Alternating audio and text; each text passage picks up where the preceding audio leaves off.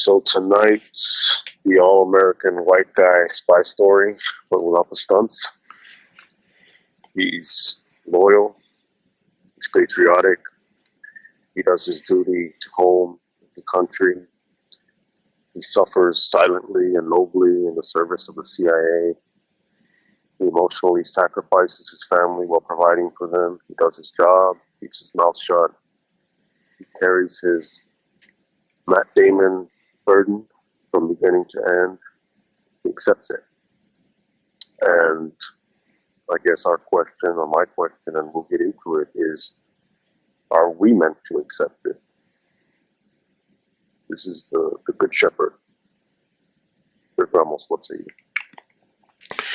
Good Shepherd has been a film that's been sitting on my shelf for about probably over 10 years now.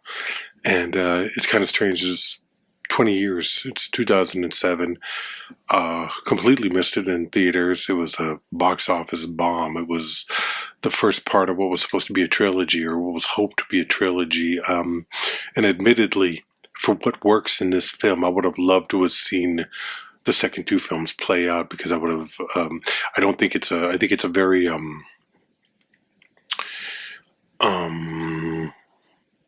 it's definitely a negative portrayal of the CIA. I don't see it as it being any kind of rah America, patriotic, blindly patriotic bullshit story. I think De Niro, as a director, only the second film that he directed, and Eric Roth, the screenwriter, do a really good job of breaking down the history of an organization that I think is both necessary, and we're going to go into that and why, but also I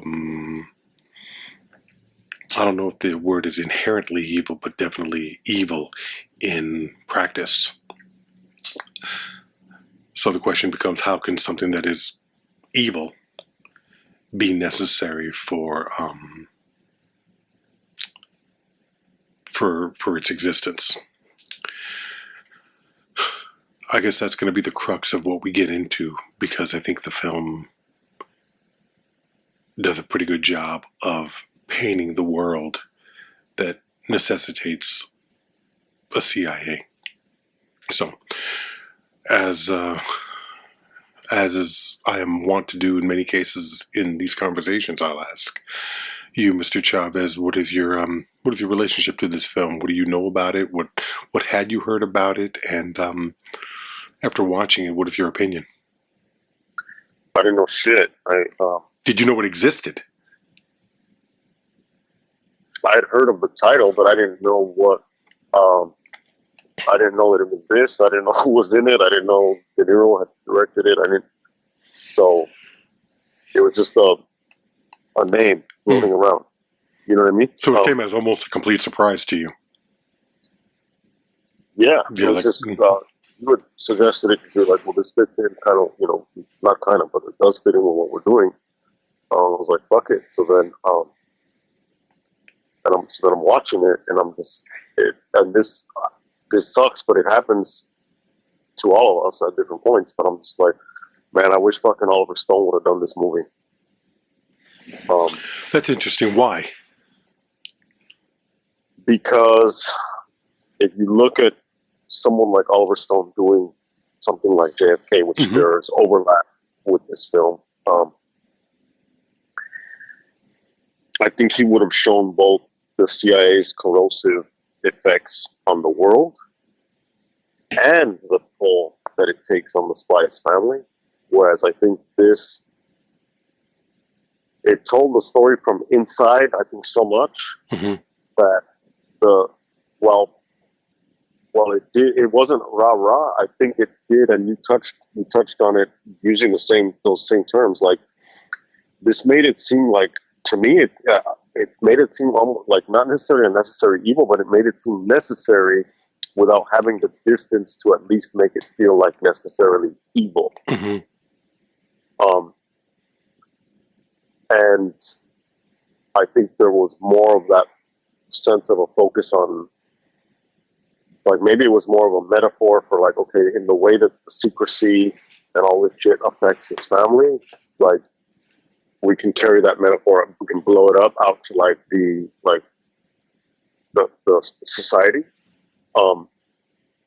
Still think it was kind of like, because it's set up, particularly in that part of the history of the CIA post World War II. Like, it's like, well, we have to do this because we're at constant like odds with the Soviet Union. So we just accept that that's what we have to do, and this is what it is. And it made me think a lot about Oliver Stone. It made me also think a lot about like Christopher Nolan's Oppenheimer, which captured the historical, the geopolitical background of so-called necessary evils, whether you agree that they're necessary or not, and their emotional weight on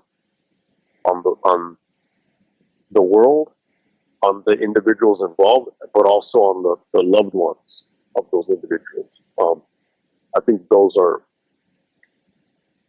they do it better. So that was kind of my reading of it. That it was, I had wished that, I think what I was feeling, what was missing was the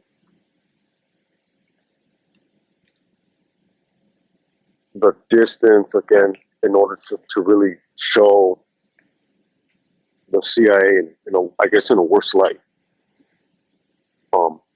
It almost felt like the background of what's happening so after World War II, the OSS becomes the CIA, and is well-connected in the ways that they are well-connected. Young white guys, Ivy League dudes, they become part of these networks, and they go from basically like he gets involved with Skull and Bones, which we can touch on. He gets in that pipeline, that Skull and Bones to CIA pipeline, and it just kind of like, it just seems kind of almost normal for his world and for that Cold War world. And I felt like I wanted a little bit more of a critique without necessarily like preaching it to us. I wanted a little bit more of a critique built into the film while we watch it, if that makes sense. It does make sense. I think the problem with your reading of the film is, and it's not a problem with the reading of the film. It's the problem with the film. Part of the problem with the film is was planned as a trilogy, and whenever you do that, you make an incomplete film. If you plan it as a trilogy, you make an incomplete film because you're moving towards you're showing the creation of a thing and how it so how it morphs into what it becomes. And I would argue that the CIA from the beginning, as it's depicted in this film, is evil. It's a horrible organization filled with capitalist Bilderberg types that are just bent on controlling the world for their small group of WASP and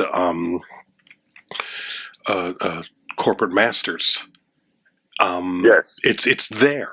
It's absolutely there, but it doesn't have... And at 3 hours, you could argue, well, he had more than enough time to do it. I think it would have played out had he been given the opportunity to make the second and the third film.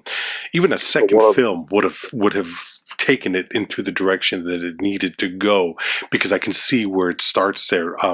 Oliver Stone, he would have... It would have been a much different picture if Oliver Stone had directed, but that would have just been a continuation of JFK, and I think JFK is perfect the way it is. I think that's about as good as it's going to get, and I don't think Stone needs to go to that well again in order to shine any kind of a different light. I think a different director, and and people who know my affinity for Robert De Niro would will probably say, well, you're just excusing a lot that this film lacks. I disagree with that, because I think where the problems of the film is the focus on his family life. That's what I'm saying. That was that was boring to me. But the Skull and Bones, the Cuba situation, the beginnings of the CIA during the end of World War II, I found all of that fascinating. I thought it was really well done, really well created, and to have all these faces move in and out, where you see people that are obviously figures from history. William Hurt playing an Alan Dulles type character, Alec Baldwin as probably a mishmash of a number of different FBI operatives, Matt Damon absolutely, and Michael Gambon as this English spy. Yeah, basically Turing, right? He's playing Turing to a degree. The guy that discovered broke a lot of codes in World War II and was murdered. I didn't think that. I mean, like, I don't. Well, I'm saying his role there, and then the homosexual. What was that? Right. I mean, that part like parallels that. But so tell me, what was going to be the second and the third, or is that even known? I don't know. I imagine, because this ends with the Bay of Pigs in 63, 64. Around that time, I think you would have taken us into the assassination, the Johnson years, the destruction of the creation of COINTELPRO, and I think it probably, if I were writing it, it would have ended with probably Iran-Contra. Okay, I mean, that makes sense. And I think that would have taken us, you would have had Kissinger in there. You would have had the expansion of the Vietnam War, the murder of all of this shit. It would have been separate from fucking JFK, but that's parallel. Yeah. And I think it fits in with the Nixon thing. It fits in. It's yeah. I mean, it does fit. Post World War II, it's like, okay, the OSS, it's the Office of Strategic Services. Yeah. Comes to CIA. We're in the Cold War. Think about all the fucked up shit that the CIA would do that would end up quite literally blowing up in our face. Like, they bring Nazi sign. I mean, some of these things did further U.S. I mean, yes, they further U.S. interests. Operation Paperclip brings Nazi scientists into the U.S. and that begins the space program, because it's a race between the Russians and the U.S. to get everything, right. MK Ultra is the drug shit, the mind control shit that we talked about earlier in the year. They're overthrowing governments. We talked about that with Argo. They're doing all that shit like all over the world. Bay of Pigs, which that leads to, the conspiracy is that, okay, JFK's assassination because Alan Dulles, JFK's fucking pissed off because he thinks the CIA is doing too much shit, like, and they're out of control. They don't like the fact that the Bay of Pigs thing didn't go off because they didn't get the backing. You have Texas sugarcane fucking bosses and LBJ that want in, that they're suffering now because of the Cuban Revolution. You've got, suffering with votes financially. They're suffering. You've got mafia with the Cuban casino bosses. You've got anti-Castro Cubans. And they're all like, you know what, fuck this fool. We're going to kill him in Dallas. Yeah. We've got fucking the CIA arming Afghan rebels, and that's how, Bin Laden is created out of that world. When the Soviet Union invaded Afghanistan, and the CIA is like, well, we're going to arm these rebels, but the rebels didn't all get along. and there was the Northern Alliance, there was the Taliban, there was all this shit. There's the different Arabs from different countries going to fight alongside the Afghans against the Soviets. All this crazy shit that ends up like with 9/11. Iran-Contra, we talked about that shit with Argo. You've got fucking the C.I.A. A lot of the Contra figures overlap with the drug trade, so it's kind of like that becomes the crack epidemic. Yeah. It's dirty as fuck. And the pipeline is like you talked about, these Bilderberger types, basically exactly what you said. It's like this character, this Matt Damon character, goes to Yale. He gets into Skull and Bones. Skull and Bones is a notorious secret society there at Yale that's had future presidents as its members. It's had both Bushes and Taft. And it's had John Kerry and the old school conservative commentator William F. Buckley Jr. Remember him? Yeah. That prick. Yeah. He was fucking CIA in Mexico City. George H.W. Bush was CIA director.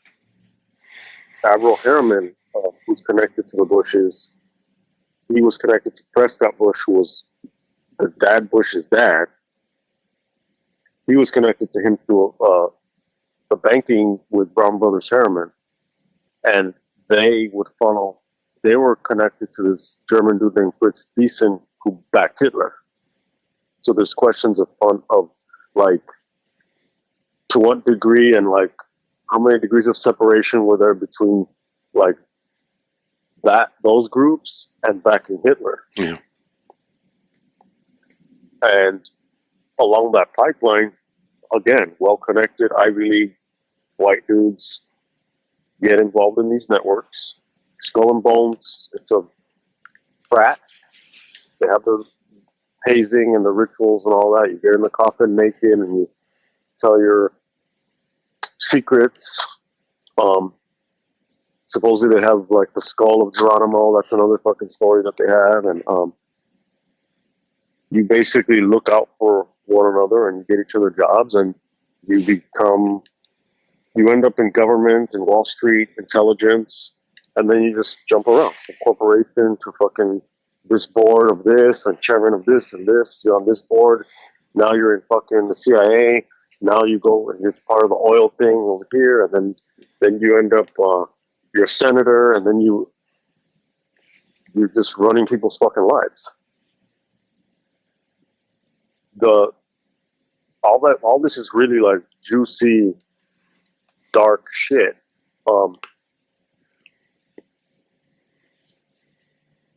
In this film, what's interesting to me is that it like, because the film's long as fuck and it's very subdued. It took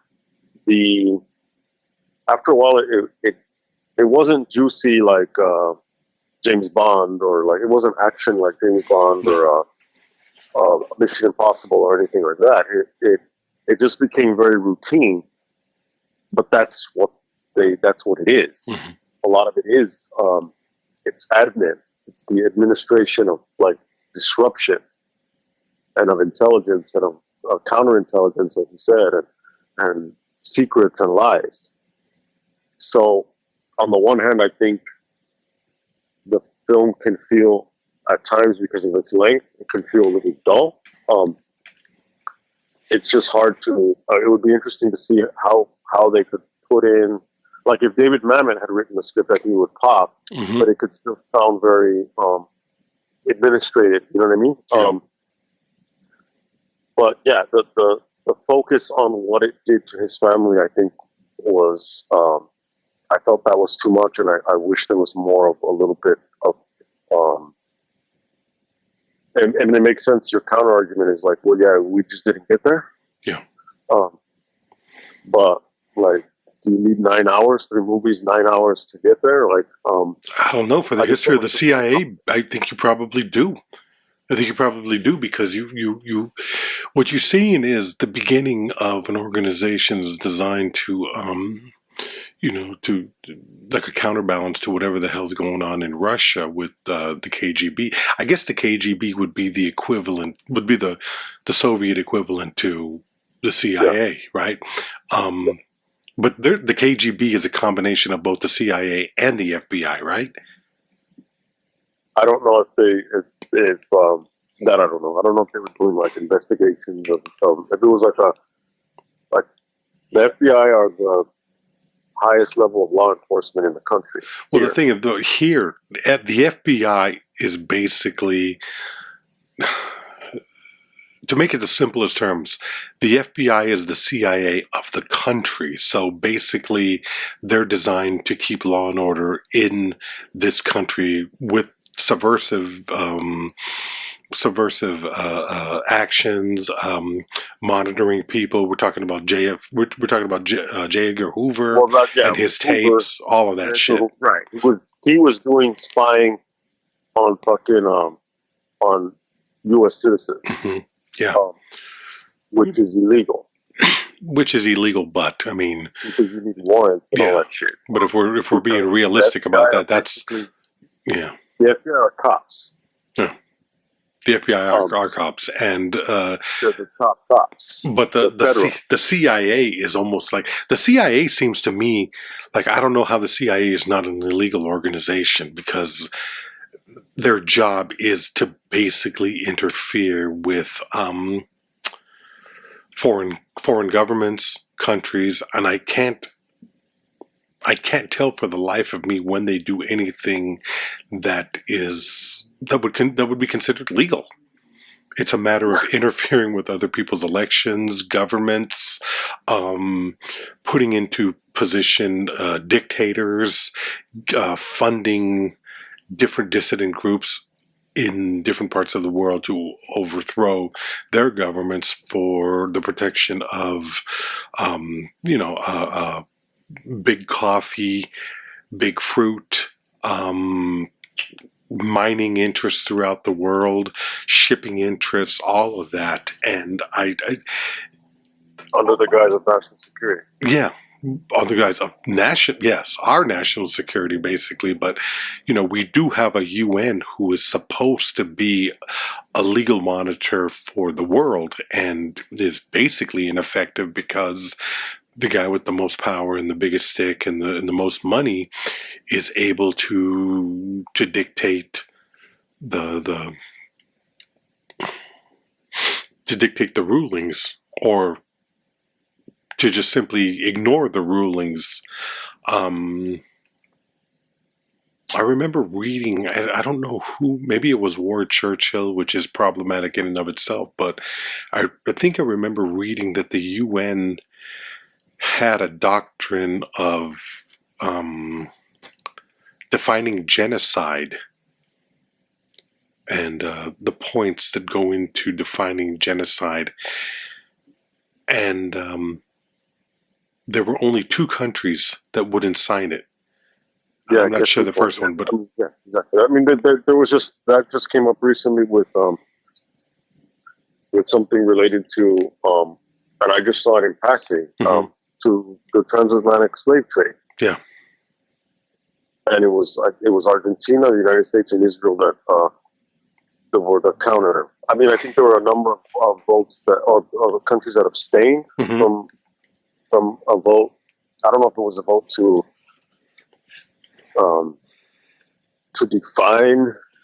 formally define the transatlantic slave trade as like a crime against humanity. Obviously, like what was I going to say? Not obviously, but there are a number that abstain, which that is also a statement, yeah. But yeah, I mean, I think what you're getting at, and tell me if I'm wrong, is that the U.S. has a history of doing votes that very much show where the U.S. stands about all this shit. Even though outwardly the claim is that peace and freedom. Yeah, that's the idea, at least. That's the idea. Or that's the idea that we're supposed to buy into. That's that idea. But at the end of the day, with a film like this, it's like, well, on the one, if you're on that side, shut the fuck up and do your job. If you're on the side of if you're one of the sheep, because after all, this is the Good Shepherd, Mm-hmm. If you're one of the sheep, then shut the fuck up and just trust us. I had a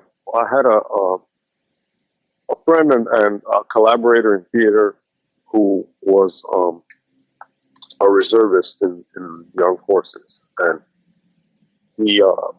we're at an airport, and he was talking about, I don't know, some fucking officer where was fucking giving him a speech, and I might have said this story, told this story in a different episode, whatever, but these guys are told, all these people in general are told that they're the sheepdogs, and they're the sheepdogs that work on behalf of the sheep, which we as the general population are the sheep, right? Mm-hmm. These elite soldiers are the sheepdogs, and they're what separates us, the sheep, from the wolves out there, right? And he's telling me the story, and I'm just kind of like, first of all, know your fucking audience, because like I'm not impressed. And so I'm like, who's the fucking shepherd? And he's like, there is no shepherd. And I was like, of course there's a fucking shepherd. Like who does the sheepdog work for? And who does ultimately the shepherd work for? Because somebody owns the fucking sheep, and somebody's going to shear the sheep eventually.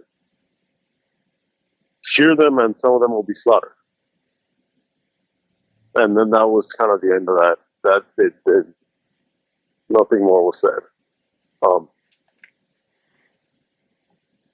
Because that, what do you say, I guess, to that? You know what I mean? Like, if you're a good shepherd, if you're Matt Damon, like, obviously if you're Matt Damon, you know what to say to when people bring shit up like that. But it's kind of like, come on. You know what I mean? Like, how fucking naive are we going to be? Well, there are those people who believe in the inherent goodness of the United States and the belief that what we do is for the good of the world. And it's for the good. It's God, nation, country, Mm-hmm. all that other bullshit that doesn't, register with a guy like me. And I don't think registers very well with you either. Yeah, but I mean, how can you argue with someone who is so blind to the realities of? You can't, and that's the problem that we face, and that's the problem that we're facing in the situation that we're in right now, politically and culturally, is that there are people who believe that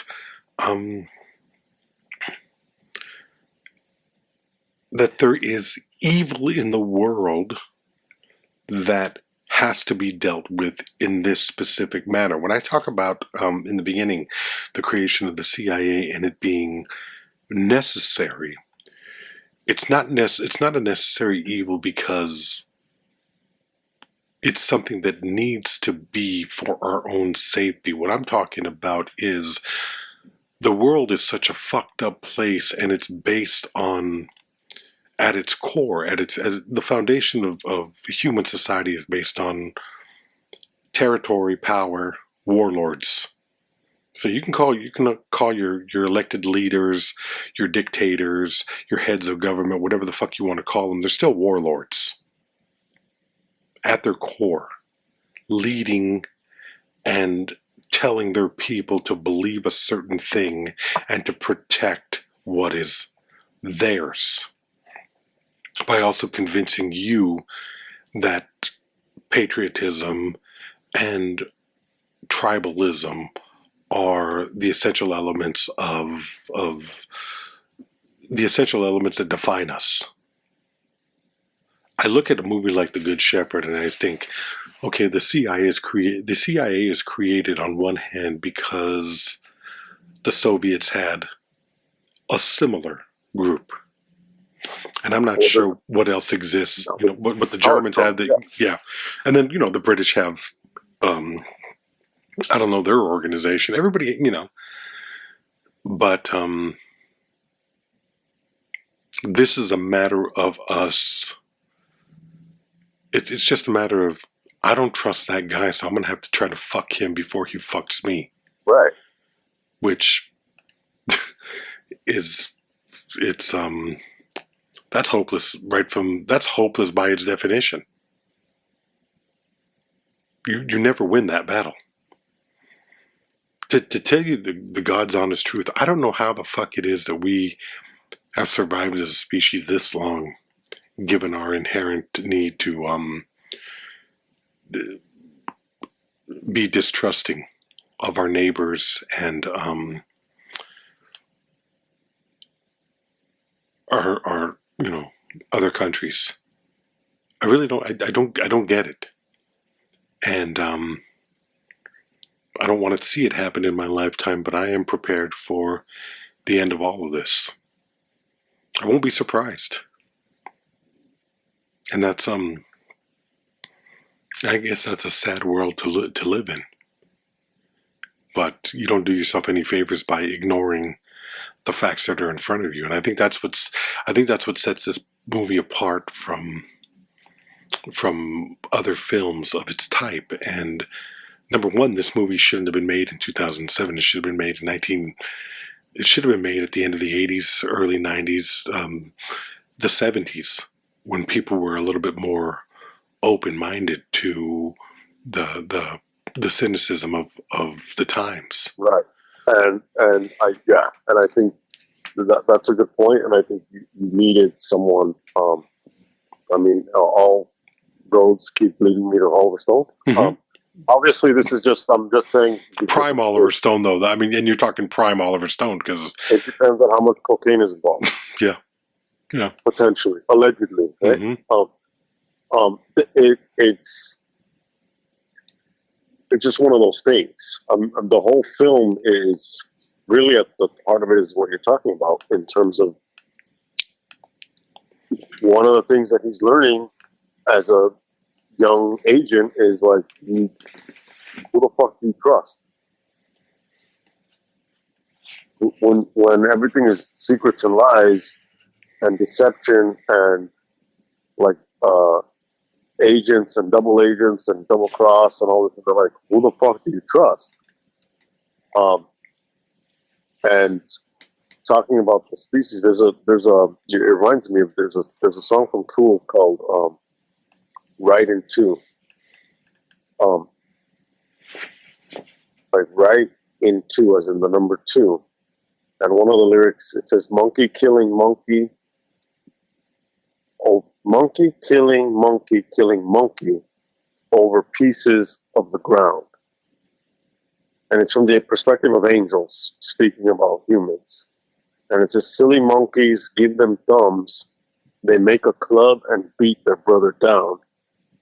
How they've survived. This is what sparked, what reminded me. It's how does it go? It says, how they've survived so misguided is a mystery. Repugnant is a creature who would squander the ability to lift an eye to heaven, conscious of his fleeting time here.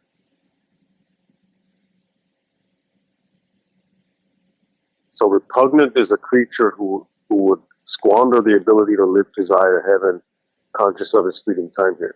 We're so focused on fucking like these artificial lines that we create. Obviously, it's for resources and all this other shit because we are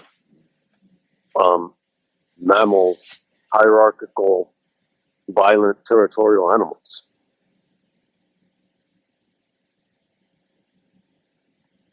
And that's why the chimps are fucked up. So are we. Oh, yeah, definitely. The chimps, I mean, like, the chimps don't pretend to be anything other than chimps. You know, in watching this film, I really wasn't prepared for some of the... In a film like... Normally, what you would get is an idealistic young person who joins the CIA to do good and slowly is corrupted by it. I didn't get that impression with this. I had the impression that he was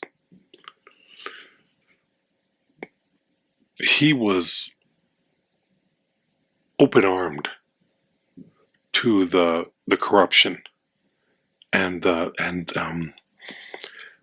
racism, the misogyny, the attitude that his class was the class that was going to protect the American way of life. And when they talk about the American way of life, they specifically mean that WASP, comforting, comfortable world of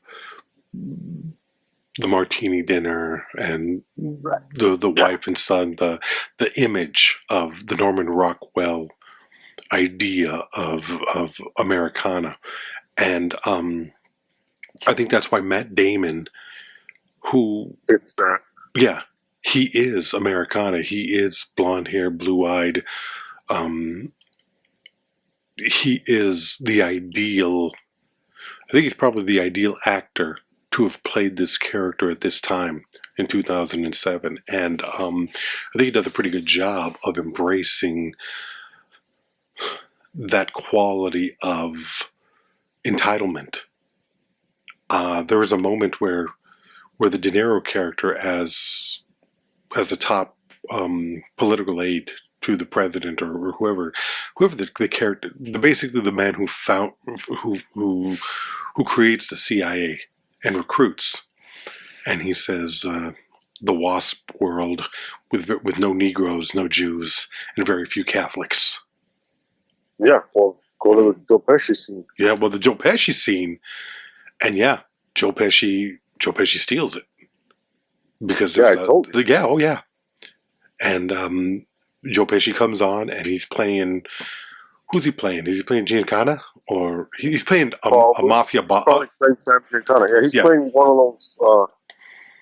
those major mob guys that was all fucking Sinatra'd out and all fucking CIA'd out and all Kennedy'd out, you know?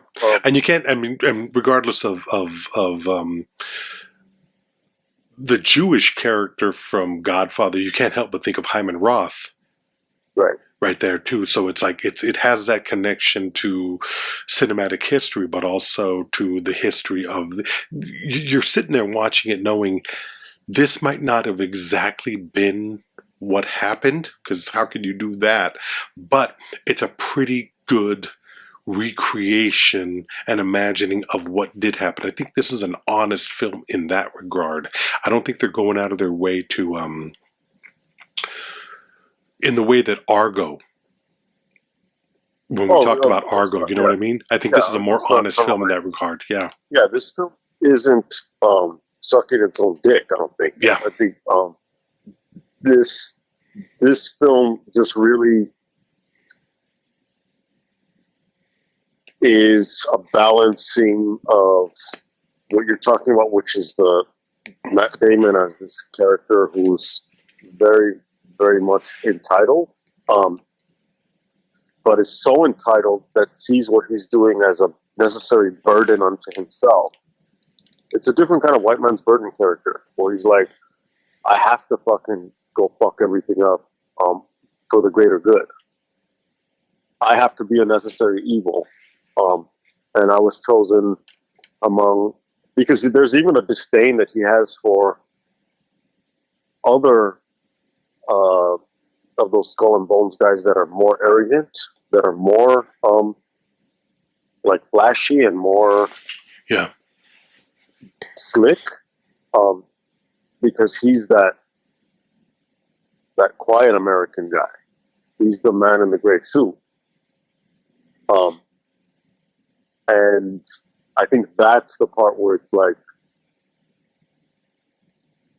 there wasn't enough to me in the film of like the critique, but he embraces it, as I said, like you said, he embraces it. I'm saying yes, because as a necessary evil that he has to do, and that scene captures. So Joe Pesci is trying to like understand the mindset, and he's like, he's like, we Italians, we have family and we have the church. He's like, the Irish, they have their homeland. The Jews, they have their tradition. And then he's all, even the niggas, they have their music. Yeah. What do and then he's like, what about you? Yeah. And fucking Matt Damon, without skipping a beat, is like, he's like, what is his exact wording, the way he describes the United States? I think he says, we have this country. We're just letting you visit. We're just letting you visit. Yeah. That's the part that I do remember very, very clearly. He's like, you're all just visiting. Yeah. Like, or you're just visitors in it. Yeah.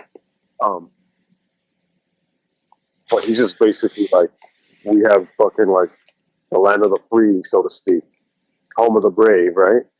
And you're all just fucking visiting. Yeah. Now, excuse me while I go fuck up other countries. Yeah. So that to me was the scene, not the scenes of Angelina Jolie fucking crying and all of that. That's all side shit. Yeah. That's all like the personal on each individual family, blah blah. Not to take away from that, but it's we're looking at the big picture impacts. And it's that attitude where he's like, this is my shit. And everything I do, you're benefiting from it. And you're not even fucking grateful. Which will, once we get into Sicario 2, which the Josh Brolin character has the similar attitude, but more brass. He's like, you don't even have the fucking... It becomes very much... like that meeting with Zelensky where J.D. Vance and Trump, and they're like, you're not even fucking saying thank you. Who the fuck are you? Yeah. That fucking attitude that everyone needs to be grateful. It's, I think it's very real. I think it's an honest portrayal. And, as I was watching it, especially the Yale stuff, I was in a weird way transported back to my own college experience. Because there was a part of me that always wondered what those fraternities were like. But I hated them. I hated them on principle. Whether fair or not, I hated those cocksuckers on principle. And I went to I think they call it the Ivy League of the Midwest or some shit like that, where it's there's like about 6 or 7 schools that are the Midwest version of the Ivy League. Yeah. And I heard that shit the entire time that I was there. And this movie, I definitely don't think it was as extreme as this film. It wasn't like Skull and Bones. But I'm pretty sure that the people that I graduated with who were success, not like myself, are fucking, what if you're actually just you're changing the hearts and minds of fucking 5 people right now. Or fucking I'm just your unwitting accomplice. Yeah. That's basically, it's basically what we do. But those people were the sons and daughters of corporate executives and the barbarians at the gate, and they're the people that went to Ernst Young and the owners of the fucking country. Yeah, I went to school with those people.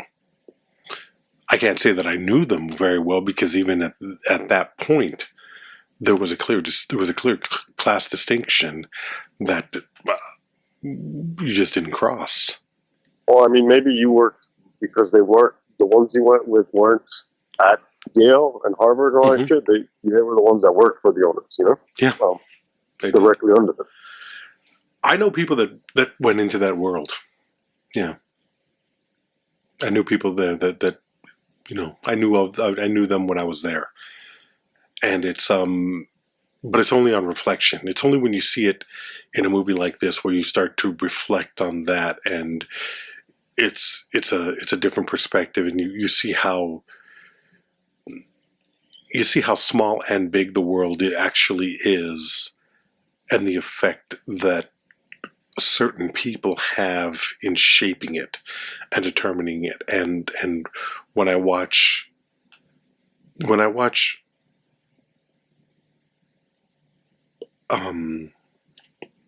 news, and I hear when I hear Pete Hegseth get on, which is a complete and utter embarrassment I was never a fan of any of the Secretary of Defenses, but Pete Hegseth is a far cry from McNamara. You watch this shit and you think to yourself, my God, there is an elite structure that controls everything, and you and I are not a part of it. And the reality of the world and the comedy of George Carlin, which is, for good or bad, a lot of what my attitude and belief system is based on. I see that it's a big club, and you're not part of it. Yeah. And this movie encapsulates all of that, and I really would have liked to have seen a second film. If not a trilogy, a second film would have been great, to see how this played out with Vietnam, COINTELPRO,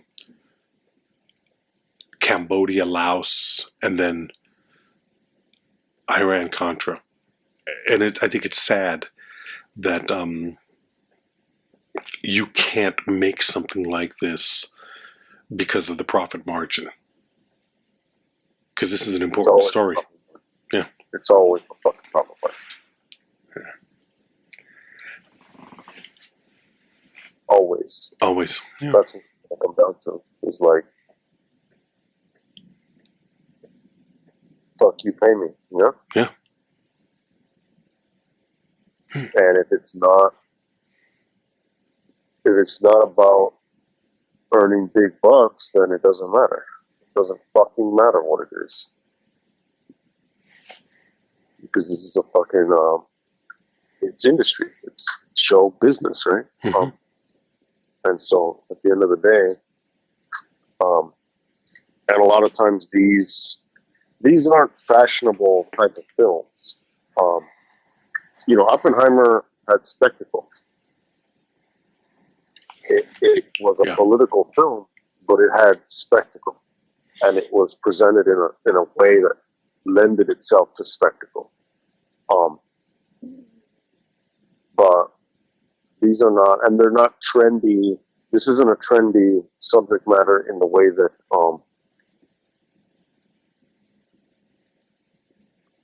within the Hollywood Oscars community of actors, films about slavery and the Holocaust are trendy. Yeah. And I'm not saying that because that subject matter is trendy. I'm not saying that. I'm saying if you've listened to our shit before, like, go back and not only listen to our shit, but just go back and look at Oscars in general and look at the way that the Hollywood industry likes to, again, goes Argo, we talked about this, it likes to do the circle jerk thing and say like, oh, we're fucking, we're noble. Yeah.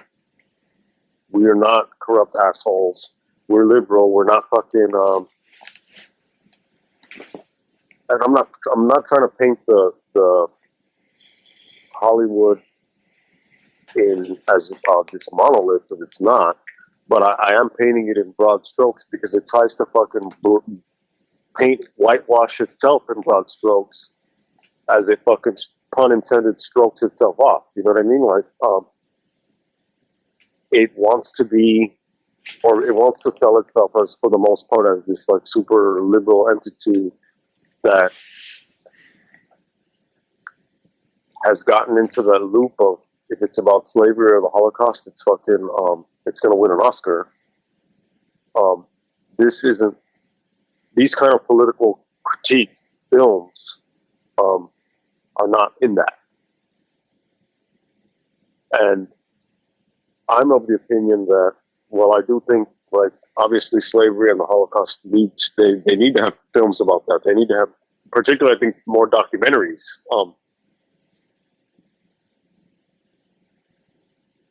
If it wasn't something that was self-serving to Hollywood, it wouldn't be a thing. Of course.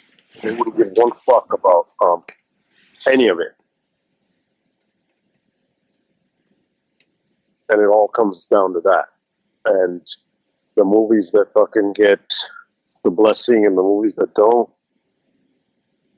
a lot of it is, the movies that make it, it's fucking William Goldman, like nobody knows shit about any of this. The ones that get the blessing, it's like, how much is this gonna fucking pull in? It's simple fucking math. Guessing about math, which is money. And of course this film was a fucking flop. Should it have been a flop? I mean, that's a different story. What I'm saying is, like, this is not, when people want to watch a spy movie, they want to watch fucking Tom Cruise. They want to watch Daniel Craig come out of water.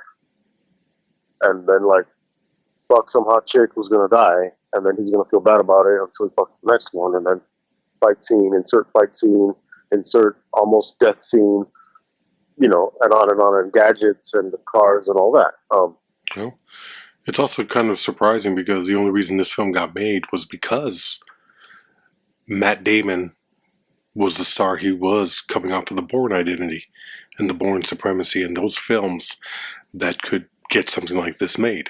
So I commend him on that. One for me. Yeah. Yeah, it's the one for you, one for me, and I commend him for that. Because I think this is an important film. I think it's an important story. And I think the further along we get from these times, I think the more it's going to resonate, because people are going to realize that whatever we're in right now had its formation here. And you owe it to yourself, if you care about this country, if you care about culture, if you care about humanity and the species as a whole, you pay attention to the mistakes that are made. And the mistakes in this film are legion. But they're also a factor of who we are. And I think that's the power of the film. It's not a great film, but it's a damn good film.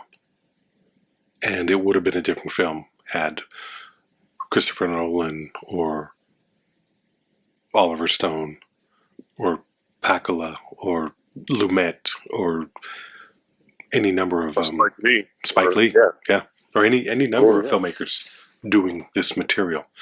But I think De Niro does a hell of a job with this film. I mean, it's a far cry from A Bronx Tale. The only two films that you can really compare to each other in his filmography as a director. So yeah, I recommend it, but it's not Bourne, it's not Bond, it's not Ethan Hunt. It's its own thing, and it's a little bit closer to the reality of what we live in, and maybe that's maybe there's a combination of people not wanting to watch something that they feel is boring, but also something that they feel is negative, cynical, and turns the mirror on us.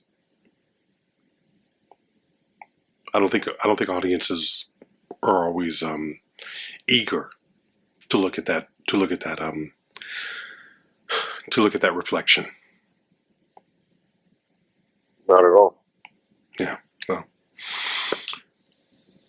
buymeacoffee.com/watch rickRamos.